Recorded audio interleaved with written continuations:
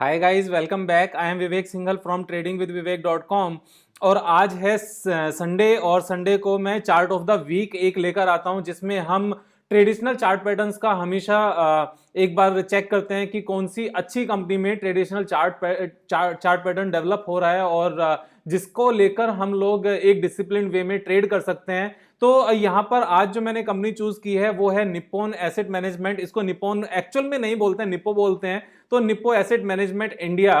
और इसको चूज करने का मैं आपको रीजन बताऊंगा कि कौन कौन से इसमें चार्ट पैटर्न डेवलप हो रहे हैं। इसमें basically multiple chart patterns develop हो रहे हैं, और जब किसी पर्टिकुलर चार्ट्स में मल्टीपल पैटर्न्स डेवलप हों तो उसके टारगेट की तरफ जाने के जो चांसेस हैं वो बहुत ज़्यादा इंक्रीज हो जाते हैं। और खासतौर से जब जब वो कंपनी बहुत अच्छी हो, तो कंपनी को लेकर अगर एनालिसिस की बात करें तो ये पहले रिलायंस कैपिटल हुआ करती थी, रिलायंस म्यूचुअल फंड होता था, लेकिन रिलायंस से सारी हिस्सेदारी निप्पो ने खरीद ली है निप्पो लाइफ ने। तो उसके बाद से मैनेजमेंट इसकी अच्छी हो गई है, तो इसको रिलायंस म्यूचुअल फंड अब समझने की गलती नहीं करनी चाहिए। इसको लेकर मैंने पहले एक वीडियो बनाई थी, जिसको आप यूट्यूब पर जाकर, अगर आप यूट्यूब पर जाते हो और सिंपली अगर सर्च में जाकर NAM इंडिया विवेक सिंघल अगर आप जाकर सर्च करते हो तो ये आ जाएगी। यहाँ पर ये एक वीडियो है जो 3 महीने पहले डाली थी। इसके ऊपर अगर जाकर देखोगे तो कंप्लीट एनालिसिस है इस शेयर की कि इस म्यूचुअल फंड इंडस्ट्री में कितना स्कोप है और कितना नहीं है। और सेम ही अगर हम बात करें तो HDFC AMC की भी एक मैंने वीडियो बनाई थी, तो उसमें भी आप जाकर चेक कर सकते हो कि म्यूचुअल फंड बिजनेस में कितना स्कोप है। तो मैंने ये 1 महीने पहले बनाई थी, best investment opportunity HDFC AMC। तो इन दोनों वीडियोस को आप जाकर चेक कर सकते हो। लेकिन उसके बाद में मैं बता दूं, जितने भी ETF हैं, ETF में जो सबसे ज्यादा लिक्विडिटी है वो निप्पो की ही है, NAM इंडिया की है, और बाकी म्यूचुअल फंड भी बहुत अच्छा ग्रो कर रहे हैं। और Nippon India mutual fund India में दूसरे तीसरे नंबर पर है, जो सबसे लार्जेस्ट है। और large means among the market leaders है, बहुत अच्छा है। और आने वाले टाइम में जो म्यूचुअल फंड का स्कोप है इंडिया में, वो आप मान के चलो 20-30 गुना भी हो सकता है, उससे ज्यादा भी हो सकता है। तो एज ए बिजनेस बहुत स्कोप है, one of the market leader है। और अगर हम बैलेंस शीट की बात करें तो बैलेंस शीट में प्रोमोटर्स के पास 75% हिस्सेदारी है, जीरो डेट कंपनी है, और मार्केट कैप 18,000 करोड़ है, सो एक मिड कैप है। और हम इसमें अगर जाकर देखें कि कब ये हिस्सेदारी कैसे चेंज हुई, तो प्रोमोटर्स में अगर जाएंगे, प्रोमोटर्स में आकर आप देखते हैं तो निप्पो लाइफ इंश्योरेंस कंपनी के पास जून 2019 तक, यानी अब से 1.5 साल पहले तक 42.88% हिस्सेदारी थी, और वो सितंबर 2019 में 75% हो गई है। तो ये 75% हिस्सेदारी इन्होंने बरकरार रखी है। और तो बेसिकली जो पूरा टेक ओवर हुआ कंपनी का वो सितंबर 2019 में हुआ, 1 साल पहले। और अगर हम पब्लिक के पास बात करें, पब्लिक के पास कितनी हिस्सेदारी है, तो पब्लिक के पास 13.61% है, लेकिन उसमें से मेजोरिटी इन दो लोगों के पास है, 1.07% एंड 3.35%। तो आप मोटा मोटा मान के चलो कि 9% ही रिटेलर्स के पास है, जो स्मॉल रिटेलर्स हैं। उन रिटेलर्स में, क्योंकि यहां पर 1% से ज्यादा की हिस्सेदारी को ही दिखाया जाता है, उससे कम को नहीं दिखाया जाता, तो जो 9% है वो भी हो सकता है बहुत स्ट्रॉन्ग हैंड्स में हो। तो पब्लिक के पास जब बहुत कम हिस्सेदारी हो और बिजनेस अच्छा हो, कंपनी मार्केट लीडर हो और ग्रोथ भी हो कंपनी में, तो ये सब चीजें बहुत अच्छी हैं। जो प्रॉफिटेबिलिटी की बात करें, कंपनी ने लगातार प्रॉफिट्स दिखाए हैं, ट्रेलिंग 12 मंथ्स का प्रॉफिट पिछले साल के प्रॉफिट से इंक्रीज हो गया है। तो ये एक पॉजिटिव साइन है। और यहां पर जो ऊपर नीचे हो रही थी फिगर्स थोड़ी सी, उसका रीजन ये भी था कि रिलायंस म्यूचुअल फंड्स के जब से अनिल अंबानी जी के जो ग्रुप है उसमें थोड़ी सी मार्केट में रेपुटेशन कम हुई, तो रिलायंस म्यूचुअल फंड की रेपुटेशन भी स्वाभाविक थी कम होना, तो वो थोड़ी सी कम होनी शुरू हुई। नाउ जब ये पूरा निप्पॉन ने ले लिया है तो वापस से वो क्रेडिबिलिटी मार्केट में आ जाएगी, क्योंकि 75% उनके पास है, और रिलायंस के पास जो बची हुई हिस्सेदारी थी, जितनी भर भी थी, वो अभी बिल्कुल जीरो हो गई है। रिलायंस कैपिटल के पास 42.88% से फिर 32.12 हुई, उसके बाद 4.28, देन 0.93, और अभी सितंबर में ये बिल्कुल जीरो हो गई है। तो रिलायंस कैपिटल का इसमें अब कोई भी रोल नहीं है। ये एक मल्टीनेशनल के हाथ में है, MNC के हाथ में है पूरी हिस्सेदारी इसकी।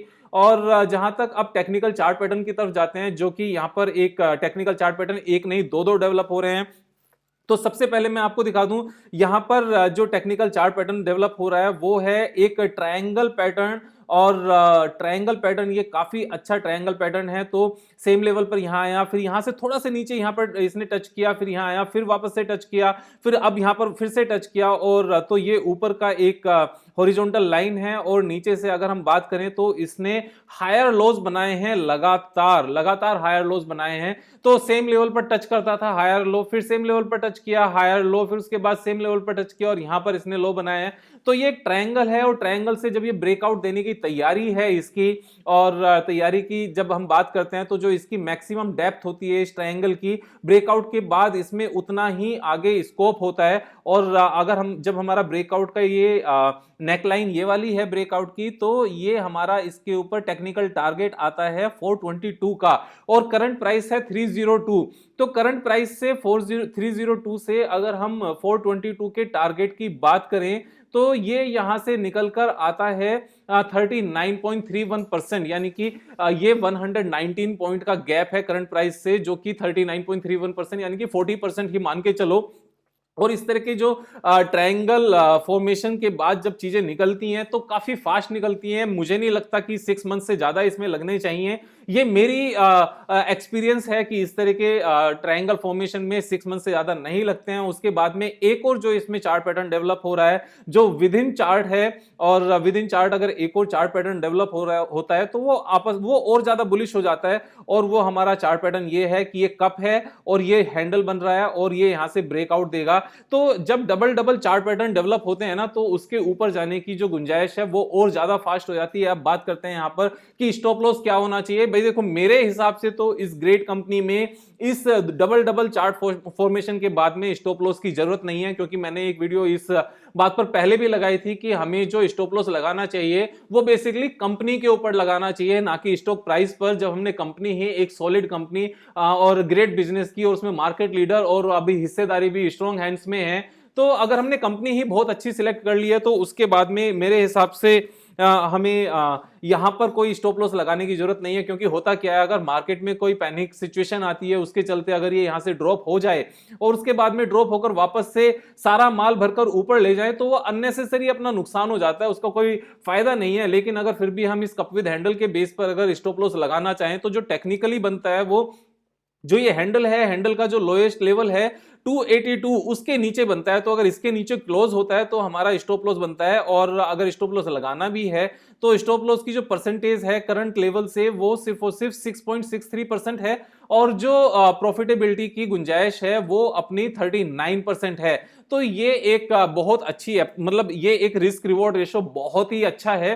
39% मिलने को है, जाने को 6.63% है। लेकिन जब मैं ये टेक्निकल फॉर्मेशन की बात कर रहा हूं, सारी बात बता रहा हूं, तो यहां पर मेरा साफ साफ ये डिस्क्लेमर है कि मैं आपको टेक्निकल सिखा रहा हूं। यहां पर मैं आपको ये बिल्कुल भी नहीं कह रहा हूं कि आप मेरे कहने से कोई भी ट्रेड डालो। आपको ट्रेड जो भी डालना है अपने बल पे, अपने हिसाब से डालना है, अपनी समझ के हिसाब से डालना है। ये एक एजुकेशनल वीडियो है, और एजुकेशनल वीडियो में मेरा मकसद सिर्फ आपको सिखाना है कि किस तरीके से हमें बैलेंस शीट को देखना चाहिए, शेयर होल्डिंग पैटर्न को किस तरीके से समझना चाहिए, बिजनेस एनालाइज करना चाहिए, फाइनली किस तरीके से हमें एक ही चार्ट पैटर्न के अंदर दूसरा चार्ट पैटर्न अगर डेवलप हो रहा है तो उसको भी देखना चाहिए।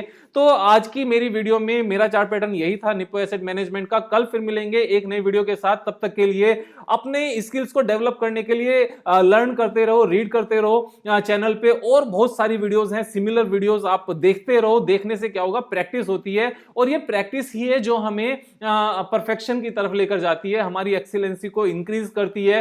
सिर्फ एक चार्ट पैटर्न को देखने से बात नहीं बनती, सिमिलर चार्ट पैटर्न जो पहले से मैंने डाले हुए हैं उनको आप देखो, समझो, नोट्स बनाओ। और अगर नोट्स बनाते हुए कोई चीज समझ में नहीं आती है, कोई क्वेरी होती है, तो उसको कमेंट बॉक्स में डालो। मैं रिप्लाई करने की कोशिश करूंगा, और बहुत सारे जो बाकी लोग हैं वो भी रिप्लाई करने की कोशिश करते हैं। तो इस तरीके से हम अपने डाउट्स को भी क्लियर कर सकते हैं। कल फिर मिलेंगे एक नई वीडियो के साथ। तब तक के लिए अपना ख्याल रखना। Thank you so much, have a nice day.